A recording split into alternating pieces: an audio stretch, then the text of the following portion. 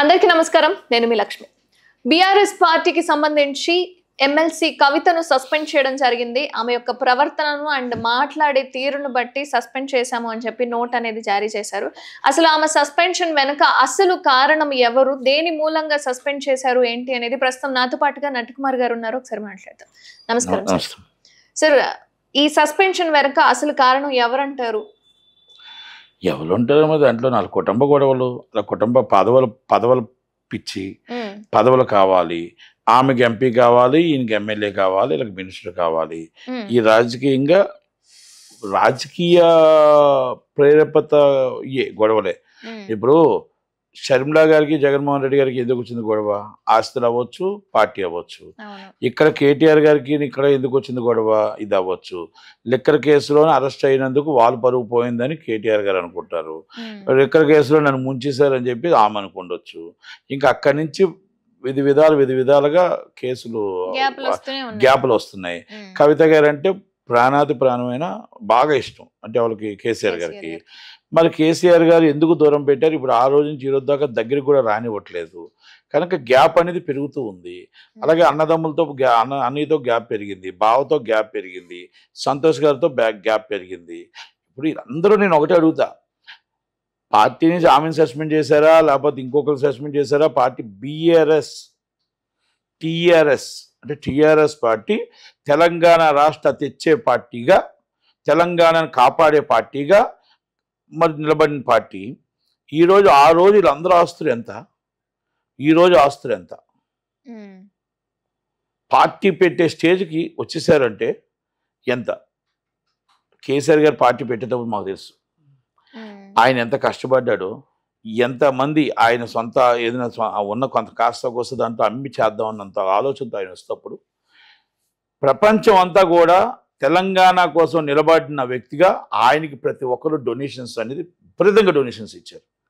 అంటే తెలంగాణ ఆకాంక్ష, తెలంగాణ కోసం ప్రాణాలు అర్పించిన బిడ్డలు ఉన్నారు, తెలంగాణ కోసం డొనేషన్ ఇచ్చిన వాళ్ళు ఉన్నారు, తెలంగాణ కోసం త్యాగం చేసిన వాళ్ళు ఉన్నారు. అన్నీ చేస్తే కల్వకుంట్ల ఫ్యామిలీ హైలైట్ అయ్యారు. హైలైట్ అయ్యి ఆయన జాతిపిత అవ్వచ్చు, ఆయన కావాలనుకున్నారు జాతిపిత అని.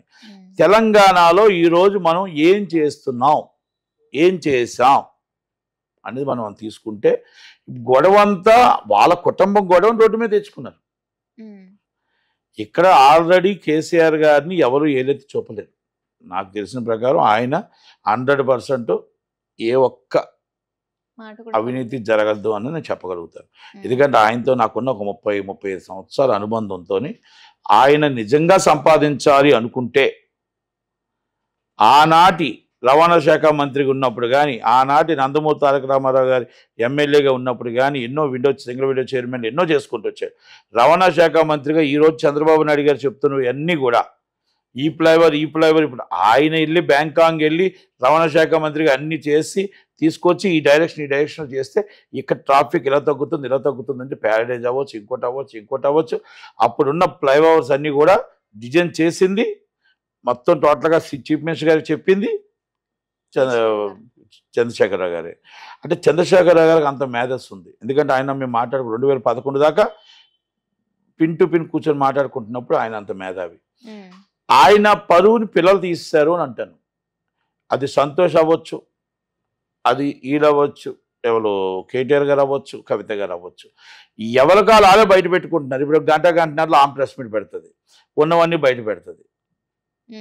నేనేమంటానంటే ఇప్పుడు ఆయనతో పార్టీలో ఉన్న వాళ్ళందరూ 98 డిప్యూటీ స్పీకర్గా ఉన్నప్పుడు, ఆయన 99లో పార్టీ పెడేటప్పుడు, 99 2000 పార్టీ పెట్టేటప్పుడు, ఆ పార్టీలో ఉన్నప్పుడు కొండ లక్ష్మణ్ బాబూజీ గారి దగ్గర పార్టీ పెట్టేటప్పుడు ఉన్న వాళ్ళంతా ఆ రోజు ఎన్ని కోట్లకు అధిపతులు, ఈరోజు ఎన్ని వందల కోట్లకు అధిపతులు అందరూ చెప్పొచ్చు. ఒక్కసారి అందరి మీద సిబిఐ ఎంక్వైరీ చేస్తే అసలు ఆస్తులు ఎలా సంపాదించారు, ఏం బిజినెస్లు చేశారో తెలిస్తే బాగానే ఉంటుంది. ఇది ప్రజల సొమ్ము, ప్రజల ధనం. తెలంగాణ బిడ్డలు తెలంగాణ రావాలని కొట్లాడితే తెలంగాణ బిడ్డకు ఒక ఉద్యోగం రాలే.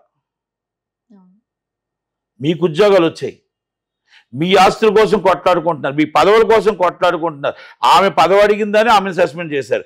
మీరు పదవుల కోసం కొట్లాడుకుంటున్నారా కానీ ప్రజల కోసం ఆలోచిస్తున్నారా? ప్రజల కోసం మాట్లాడుతున్నారా? ఏనాడైనా ఆయన బయటకు వచ్చి ఇది ప్రజలకు ఇది కావాలి, ప్రజలు అల్లాడిపోతున్నారు, నీళ్లు లేక బాధపడుతున్నారు, ఇదిగో వర్షాలు వస్తే మునిగిపోతున్నాయి, డ్రైనేజీలు పాడైపోయాయి, మొత్తం టోటల్గా అన్నీ మొత్తం కలవట్లన్నీ పాడైపోయాయి అని ఏ రోజైనా మాట్లాడారా? ఎంప్లాయ్మెంట్ రావట్లేదు, పరిశ్రమలు వస్తున్నాయి, పరిశ్రమలు వస్తున్నా కూడా మనం డెవలప్ కావట్లేదు, తెలంగాణ ఎంప్లాయ్మెంట్ పెట్టుకోవట్లేదు, తెలంగాణలో 30% మొత్తం టోటల్గా మన ఎంప్లాయ్మెంట్ పెట్టాలి అని మీరు 10 సంవత్సరాలు మీరు పెట్టలేదు. సరే, ప్రతిపక్షంలో ఉన్నప్పుడు నేను అడుగుతున్నారా అని అడుగుతున్నా. మనకు రూల్ ఉంది కదా, 30% తెలంగాణ పీపుల్ని పెట్టుకోవాలి కదా. మరి ఆ 30% ఎక్కడ వేరియేషన్ ఏది? ఎవరో ఒక పైనాపిల్ జంక్షన్లో ఒక సాఫ్ట్వేర్ కంపెనీ పెడతాడు, 100 మందిలో మన 10 మంది ఉంటారు, 90 మంది బయటోలే. అమెరికా అవ్వచ్చు, ఆంధ్ర అవ్వచ్చు, బెంగళూరు అవ్వచ్చు, కన్నడ అవ్వచ్చు, ఎక్కడైనా అవ్వచ్చు. మరి ఆ 30% ఇచ్చుంటే ఈరోజు అన్ఎంప్లాయ్మెంట్ ఎందుకు ఉంటుంది? మరి ఇవన్నీ పెద్దలు కేసీఆర్ గారు అడగాలి కదా. మీ కూతురి మీద పెట్టిన జాస, మీ కూతురి సస్పెండ్ మీద పెట్టిన జాస, మీరు ఒక్కసారి మీరు బయటకు వచ్చి మాట్లాడి మైక్ పట్టుకొని మాట్లాడితే వేలాది మంది వస్తే ఈరోజు ప్రజలకు ఉద్యోగాలు వస్తాయి కదా. మొన్నటిదాకా కేటీఆర్ గారికి నన్ను అరెస్ట్ చేస్తారు ఆ కేసు నడిచింది, ఏదో ఒక కారు రేసులతో 60 కోట్లది. అది అయిపోయిందంటప్పటికీ మరి ఇప్పుడు కవిత గారిది వచ్చింది, కవిత గారిది అయిపోయిందంటప్పటికీ ఇప్పుడు ఇంకొకరిది ఎవరు, ఇప్పుడు సంతోష్ గారు. ఇప్పుడు ఇవన్నీ కాళేశ్వరం నడుస్తుంది, సిబిఐ విచారణకు వేశారు. అంటే ఇవన్నీ కూడా బీజేపీ గమనిస్తుంది. మా పార్టీ వాళ్ళ పార్టీ ఇద్దరు 2 పార్టీలు ఒకటవుతాయా, లేకపోతే సిబిఐ విచారణలో చర్య తీసుకుంటారా అనేది రేవంత్ రెడ్డి గారు వెయిటింగ్. రేవంత్ రెడ్డి గారు వెయిటింగ్ ఏంటంటే బాల్ ఆల్ దాంట్లో పడేసాడు, పడేసి కూర్చొని చూస్తున్నాడు. సిబిఐ అరెస్ట్ చేస్తుందో వాళ్ళిద్దరు ఒకటైపోతారా? అరెస్ట్ చేస్తే సపరేట్ అవుతారు, రేపు గెలుపుకి ఒకటి సపరేట్, 3 పార్టీలు సపరేట్ అవుతాయి. ఒకవేళ అరెస్ట్ చేయకపోతే వాళ్ళు ఒకటవుతారు. ఇది మొత్తం పబ్లిసిటీకి ఉపయోగపడుతుంది. అందుకే ఆయన బాల్ తీసుకెళ్ళి బీజేపీ దాంట్లో పడేసాడు. ఇప్పుడు రేపు ఇద్దరు విలన్స్ అవుతారా, రేపు ఏమవుతారని ఆల్రెడీ మనకి కవిత గారు చెప్పారు, బీజేపీలో విలన్ అవుతామని అనుకుంటున్నారు అని. అది కేటీఆర్ గారికి ఉంది అని తెలుసు, సీఎం రమేష్ గారు కూడా చెప్పారు. అలాగే సంతోష్ గారు అండ్ హరీష్ రావు గారు ఇద్దరు కాంగ్రెస్ మనుషులు అని చెప్పి కూడా మాట్లాడారు కవిత గారు. అంటే నాకు అంత ఐడియా లేదు కానీ సంతోష్ గారు నాకు తెలంగాణ ఛానల్ పెట్టినప్పటి నుంచి నాకు బాగా తెలుసు. అంటే ఒకటండి, చిన్నాన్న పెద్దనాన్న పెరిగాడు, అబ్బాయి పెరిగాడు, అందరూ పెరిగారు.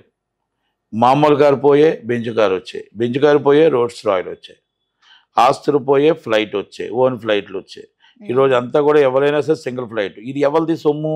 పార్టీ సొమ్ము అంటే ప్రజల సొమ్ము కదా, గవర్నమెంట్ సొమ్ము అంటే ప్రజల సొమ్ము. మీరు ఓన్ మనీ, మీరు ఏదైనా సింగిల్ ఫ్లైట్ వెళ్తే బాగుండు కదా. ఇవన్నీ నేను ఎందుకు చెప్తున్నానంటే, మనం చేసేది కేటీఆర్ గారు ఎలక్షన్స్ ఇంకా మనకి రాలే, 2009లోనో 2010లోనో 11లో నా స్పైస్జెట్ ఫ్లైట్లో ఆల్ ఫ్యామిలీ, నేను అందరూ, మా ఫ్యామిలీ అందరం కూడా గోవా వెళ్ళాం. అంటే మామూలు అందరూ రెగ్యులర్ ఫ్లైట్.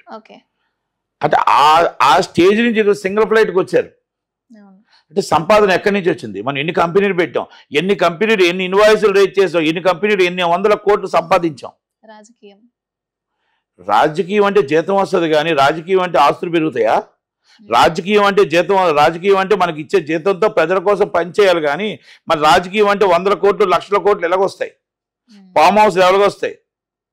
అంటే ఇవన్నీ నేను ఎందుకు అడుగుతున్నానంటే, మీరు బతకడం కోసం, మీరు బాగుండడం కోసం తెలంగాణ అనే ఒక ఆశయం ఎత్తుకొని, తెలంగాణలో ఈరోజు సపరేట్ తెలంగాణ కావాలన్నారు. కానీ సపరేట్ తెలంగాణ కావాలని చెప్పి సినిమా ఇండస్ట్రీ ఉంది.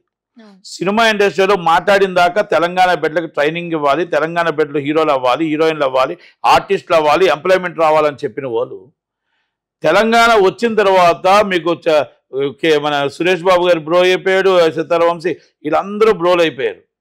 మరి అందరూ ఆంధ్ర వాళ్ళే పెట్టుబడతారు, కాంట్రాక్టులు మరి ఆంధ్ర వాళ్ళే కదా. అంటే నేను ఎందుకు అడుగుతున్నానంటే, ఇదంతా కూడా తెలంగాణ వచ్చింది కలగుంట్లకు ఫ్యామిలీ అంటే వాళ్ళందరూ కూడా వాళ్ళు పంచుకోవడానికి ఈ గొడవలన్నీ కూడా మనం చూస్తున్నాం కాబట్టి ఆ రోజు చెప్పినా ఈ రోజు చెప్పినా కూడా వాళ్ళు రాజకీయ గొడవలు తప్ప, రాజకీయ ప్రేరేపిత గొడవలు తప్ప, ఆస్తుల గొడవలు తప్ప ఇది ప్రజల కోసం కొట్లాడే పార్టీలు కావు. ఇప్పుడు ఆమె ఇంకో పార్టీ పెడతానంటున్నారు, టీఆర్ఎస్. ఎన్నో పార్టీలు వచ్చాయి, ఎన్నో పార్టీ పెట్టడం అంటే ఈజీ కాదు, పార్టీ నిలబడడం అంటే ఈజీ కాదు. శర్మిల గారు పెట్టారు, ఇక్కడి నుంచి అక్కడ అవుట్ అయ్యారు, అక్కడి నుంచి ఇంకా ఆమె పిసిసి అధ్యక్షులు ఆమె పరిస్థితి అది. అలా చాలామంది పార్టీలు పెట్టారు. ఆర్ కృష్ణ గారు పెట్టారు, మందకృష్ణని పెట్టారు, ఎంతోమంది పెట్టుకుంటూ వెళ్ళారు పార్టీలు. పార్టీని నిలబెట్టడం, పార్టీని ఎన్డి తివారీ గారు పెట్టారు, అర్జున్ సింగ్ గారు, ఎన్డి తివారీ గారు, శరత్ పవార్ గారు పెట్టారు, శరత్ పవార్ కాంగ్రెస్, ఆయన ఒక్కడే నిలబడ్డాడు, పిఎస్ సంగ్మా గారు, శరత్ పవార్ గారు. కొన్ని పార్టీలు నిలబడ్డాయి, కొన్ని పార్టీలు భూస్థాపితమైపోయాయి. మనం వేల్లో చెప్పొచ్చు ఏ పార్టీలు నిలబడ్డాయి అనేది కూడా చెప్పొచ్చు. రామవిలాస్ పాస్వాన్ గారు ఇండివిజువల్గా పెట్టుకున్నారు, ఆయన ఒక్క నిలబడ్డాడు. అలాగా మనం వేలుతో చెప్పొచ్చు పార్టీస్. కనుక పార్టీ నడపడం అంటే అంత ఈజీ కాదు. పార్టీని ఒక పట్టుదలతో కసితో నడపాడు. ఇప్పుడు పవన్ కళ్యాణ్ గారు ఒక కసితో నడిపాడు. ఈరోజు అంత 12 సంవత్సరాలు కష్టపడితే, 14 సంవత్సరాలు కష్టపడితే ఈరోజు 21 సీట్ వచ్చింది, డిప్యూటీ సీఎం. అంటే చంద్రబాబు నాయుడు గారు నడిపినా, కేసీఆర్ గారు నడిపినా, లేకపోతే ఇంకొకరు నడిపినా పార్టీ అనేది ఒక కత్తి మీద స్వాము. ఆ పార్టీ నడపడం అనేది అంత ఈజీ కాదు. కనుక పార్టీ నడపాలంటే వేల కోట్లు కావాలి ఇప్పుడున్న పొజిషన్ ప్రకారం. మనకి మీటింగ్ పెట్టాలంటే డబ్బు కావాలా, మనం ఎక్కడైనా పాదయాత్రకు వెళ్ళాలంటే డబ్బు కావాలా, కూర్చొని మాట్లాడాలంటే డబ్బు కావాలా, మార్నింగ్ టిఫిన్ ఎంత, మధ్యాహ్నం భోజనం ఎంత, నైట్ భోజనం ఎంత, ఈవినింగ్ స్నాక్స్ ఎంత, వాళ్ళు ఆ రోజు కూల్ ఎంత. అంటే చాలామంది అనొచ్చు మా మీద ప్రాణంతో వస్తారు, అభిమానంతో వస్తారని. ప్రాణం, అభిమానం భార్యా బిడ్డలకు అన్నం పెట్టదక్క. ప్రాణం, అభిమానం ఆ భార్యా బిడ్డలకు అన్నం పెట్టదు, ఆ తల్లిదండ్రులకు అన్నం పెట్టదు. కనుక వాళ్ళు ఇక్కడ తినేస్తే భార్య బిడ్డలు ఆకలితో ఉంటారు కాబట్టి ఆ ఆకలి తీర్చవలసిన బాధ్యత కూడా అక్క మీ మీద ఉంది. కాబట్టి ఆ రోజు మనం అది వాళ్ళకి ఎంతో కొంత ఇస్తేనే కానీ ఆ ఆకలి తీరదు. లేదనుకుంటే పనికి వెళ్తే ఆ రోజు డబ్బులు వస్తే వాళ్ళ భార్య పిల్లలు బతుకుతారు కదా. మన కడుపు కోసం చూసుకుంటాం, మన బాధ కోసం చూసుకుంటాం, మన రాజకీయం కోసం చూసుకుంటాం, మన సంపాదన కోసం చూసుకుంటాం. మన వచ్చే కార్యకర్తలు వాళ్ళ భార్య బిడ్డలు, వాళ్ళ తల్లిదండ్రుల పరిస్థితి ఏంటి అని మీరు ఆలోచించాలా. మరి దీని అంతటికీ ఎన్ని వందల కోట్లు కావాలి, ఎన్ని వేల కోట్లు కావాలి, స్థానిక సంస్థ ఎలక్షన్స్కి వెళ్ళాలని ఎన్ని కోట్లు కావాలి, మరి జెడ్పీటీసీ ఎలక్షన్స్కి ఎన్ని కావాలి, మనం ఎక్కడి నుంచి తీస్తాం. మనం ఈరోజు మనం ఎక్కడి నుంచి వచ్చాం. కవిత గారు ఒక అపార్ట్మెంట్ నుంచి వచ్చారు, కవిత గారు ఒక అపార్ట్మెంట్ నుంచి వచ్చారు. నాకు బాగా తెలుసు కదా, నేనేమి వాళ్ళు నాకు బయట వాళ్ళు కాదు కదా. కేసీఆర్ గారే చెప్పారు పాపను కొంచెం జాగృతి, అప్పుడే స్టార్ట్ అయింది. ఓకే, నేను సినిమాలన్నింటిలో నేను కూడా తీసుకొని మా సినిమా ఓపెనింగ్లు చేసేవారు. అంటే నేనేమంటున్నా అంటే ఒక అపార్ట్మెంట్, ఫ్లోర్ అపార్ట్మెంట్ నుంచి ఈరోజు లగ్జరీ హౌసెస్, లగ్జరీ కార్లకు వచ్చారు. ఎక్కడి నుంచి వచ్చాయి ఈ డబ్బులన్నీ, ఎన్ని కంపెనీలు వచ్చాయి. ఇప్పుడు లిక్కర్ స్కామ్ మీరు చేయలేదు, మీ అన్ని గారు ఏం చేయలేదు. కేసీఆర్ గారి ఆస్తి ఎంత, మీ వాటా ఎంత, కేసీఆర్ గారు ఏం వ్యాపారం చేశారు అంటే ఇది కుటుంబ పాలన అయ్యింది. డొనేషన్ ఇస్తే మీ ఇంటికి ఇవ్వలేదు, డొనేషన్ ఇస్తే తెలంగాణ పార్టీకి ఇచ్చారు. డొనేషన్ ఇది 9 మొత్తం చెప్పారు 942 crores ఏదో అఫీషియల్గా ఉందని, అది పార్టీకి సంబంధించింది. మరి ఈ ఆస్తులన్నీ ఎలా వచ్చేసాయి? ఇది ప్రజలు చర్చించుకుంటున్నారు, వీళ్ళ కొట్టుకుంటున్నారు, వీళ్ళ ఆస్తులు పంచుకుంటా అంటున్నారు. ఈ ఆస్తులను ఎక్కడి నుంచి వస్తాయి అన్నారు. అలాగనే ప్రతి రాజకీయ నాయకుడు కూడా ఇదే పరిస్థితి. నేనేమి వీళ్ళ పార్టీ అని కాదు, ప్రతి రాజకీయ నాయకుడు కూడా ఇదే పరిస్థితి. షర్మిలా గారు, రాజశేఖర రెడ్డి గారిది ఏంటి పరిస్థితి? అంతే, ఇది కూడా అంతే. ఒక షేర్ని ఎంత చేసి అది పెట్టారు, ఇది పెట్టారు. ఇవన్నీ రాజకీయ ప్రేరేపిత, మీ కుటుంబం కోసం గొడవలు తప్ప మిమ్మల్ని సస్పెండ్ చేసినా, పార్టీ పెట్టినా ప్రజలకు సంబంధం లేదు. ప్రజలు జవాబుదారు కాదు. కేసీఆర్ గారు అన్నాయని మంచి వ్యక్తి అని నేనే చెప్పగలుగుతున్నాను, కేసీఆర్ గారిని నిజాయితీపరుడు నేను చెప్పగలుగుతున్నాను. తక్కువ పక్కన ఉన్న వాళ్ళందరూ ఈ ఆస్తులు ఎలాగొచ్చో వాళ్ళు చెప్పుకోవాలి తప్ప నేను కేసీఆర్ గారి కోసం. ఎందుకంటే ఆ రోజు ఈరోజు నేను ఒక మాట చెప్తా, ఆయన సంపాదించాలనుకుంటే అప్పుడే సంపాదించేవాడు అని అంటున్నాను. అది నాకు తెలిసిన మట్టుగా. కనుక కవిత గారు పార్టీ పెట్టినా లేకపోతే ఇంకో పార్టీకి వెళ్ళినా 100% పార్టీ నడపడం అంత ఈజీ కాదు. అలాగే తెలంగాణ ప్రజలకి మీరు చేసేది ఏమీ లేదు. తెలంగాణ ప్రజలు రేపు ప్రతిపక్షంలో కూర్చొని రేపు అవ్వాల్సిన బాధలు, కష్టాలు, ఆ బాధల నుంచి మనం బయట రావడానికి ప్రజల కోసం ఆలోచించాలి. ఎవరమైనా ప్రయత్నించాలి. ఈరోజు మొత్తం మునిగిపోతున్నాయి, ఆనకట్లు మునిగిపోతున్నాయి, ఇవన్నీ మునిగిపోతున్నాయి. కష్టాలు ఉన్నారు ప్రజల కష్టాలు. యూరియా లేదు, యూరియా లేదంటే సెంట్రల్ గవర్నమెంట్ ప్రాబ్లం. దాన్ని మనం ఏ విధంగా ఎండగట్టాలి, ఏ విధంగా తీసుకురావాలి, ఏ విధంగా మన తెలంగాణ కోసం సాధించుకోవాలి, ఎలాగైనా మెట్రో స్టేషన్స్ ఏ విధంగా ఇంకా డెవలప్ చేసుకోవాలి, ఏ విధంగా మొత్తం టోటల్గా మన రైల్వే స్టేషన్ ఎలా చేసుకోవాలి, మన జంక్షన్ ఎలా పెట్టుకోవాలి. కాజీపేట జంక్షన్ ఉంది, ఆ జంక్షన్తో మన కోచ్ ఫ్యాక్టరీస్ ఇవన్నీ తక్కువని ఎలా తెప్పించుకోవాలి. ప్రతిపక్షంగా మనం పోట్లాడేది ఎందుకు పోట్లాడాలి, అది ఆలోచించుకుంటే కేసీఆర్ గారు ఒక మాట పిలుపునిస్తే ఆయన మీద వాల్యూ ఇంకా ఉంది, ఇప్పటికీ విలువ ఉంటుంది. ఎందుకంటే ఏది ఏమైనా తెలంగాణ పార్టీ తెచ్చిన వ్యక్తి ఆయన కేసీఆర్ గారు. ఇచ్చిన ఆమె సోనియమ్మ. దాంట్లో మనం ఎప్పుడు కూడా తిన్నింటి విశ్వాసాన్ని లెక్కెట్టకూడదు. ఎందుకంటే ఆమె మనకి కంపల్సరీ. ఆమె కాకపోతే ఎవరెవరండి? చెన్నారెడ్డి గారు పార్టీ పెట్టారు, చెన్నారెడ్డి గారు చాలా ఇంకా ఉద్యమం చేశారు, బీభత్సమైన ఉద్యమాలు చేశారు, ఫైరింగ్లు జరిగాయి, అన్నీ జరిగాయి. మరి ఆ రోజు రాలేదే? ఇందిరాగాంధీ గారు ఎందుకు ఇవ్వలేదు? సోనియా గాంధీ గారు ఒకటి ఆలోచించారు, తెలంగాణ బిడ్డలు బాధపడుతున్నారు, ఆ బాధను మనం చూడలేక దాన్ని ఎలాగోలాగా మనకు నష్టం వస్తుంది, ఆంధ్రప్రదేశ్ నష్టం వస్తుంది, తెలంగాణ నష్టం వస్తుంది, అయినా పర్లేదు మాట ఇచ్చాం, మాట తప్పకుండా ఇద్దాం అన్న ఒక ఆలోచనతో ముందుకెళ్ళారు. మనం అవన్నీ ఆలోచించాలి అంతే తప్ప ఇప్పుడు ఎవరో కింద కామెంట్స్ పెడతారు, నువ్వు ఆంధ్ర ఓడివి. నేను ఆంధ్ర ఓడినైనా నా పిల్లలు ఇక్కడే పుట్టారు, నేను ఇక్కడ హైదరాబాద్లోనే ఉన్నాను, నేను ట్యాక్స్ ఇక్కడే కడుతున్నాను, నేను బిజినెస్ ఇక్కడే చేస్తున్నాను, నా వల్ల రూపాయి గవర్నమెంట్కి వస్తుంది, తెలంగాణ గవర్నమెంట్కి. కనుక మీరు ఎవరైనా నన్ను కామెంట్స్ చేసినా కూడా ఏం ప్రాబ్లం లేదు. నేను నిజాలే మాట్లాడాను కనుక నిజాలే చెప్తున్నాను.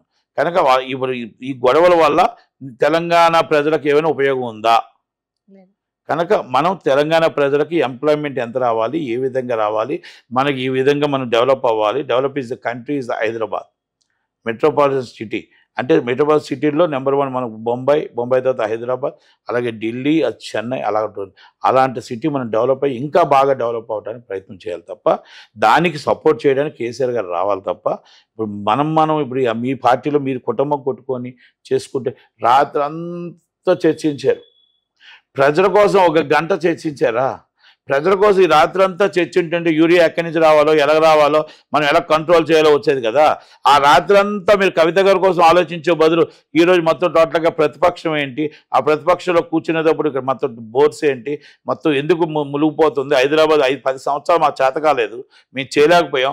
రేవంత్ రెడ్డి అయినా మనం గట్టిగా మాట్లాడి మొత్తం కలవట్లు, డ్రైనేజీలు అన్నీ క్లియర్ చేద్దాం, డ్రైనేజీల మీద కట్టిన ఇల్లులను కూలదీద్దాం, తీసి మొత్తం డ్రైనేజీలు అన్నీ కూడా క్లియర్ చేస్తే మనం మెట్రోపాలిటన్ సిటీ అని ఒక పేరు ఉంటుంది కదా. 10 సంవత్సరాలు మనం చేయలేకపోయాం, 10 సంవత్సరాలు మనం ఆలోచించుకున్నాం. గెలక ముందంతా ఇంటింటికి తిరిగాం, గెలిచిన తర్వాత ఫామ్ హౌస్లో కూర్చున్నాం. కనుక ఇది ఒక్కసారి పెద్దలు ఆలోచించండి.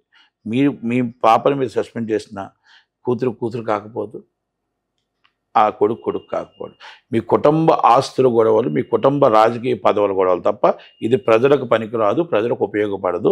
100% ఇది డైవర్ట్ పాలిటిషన్ అని మనం చెప్పచ్చు. Thank you.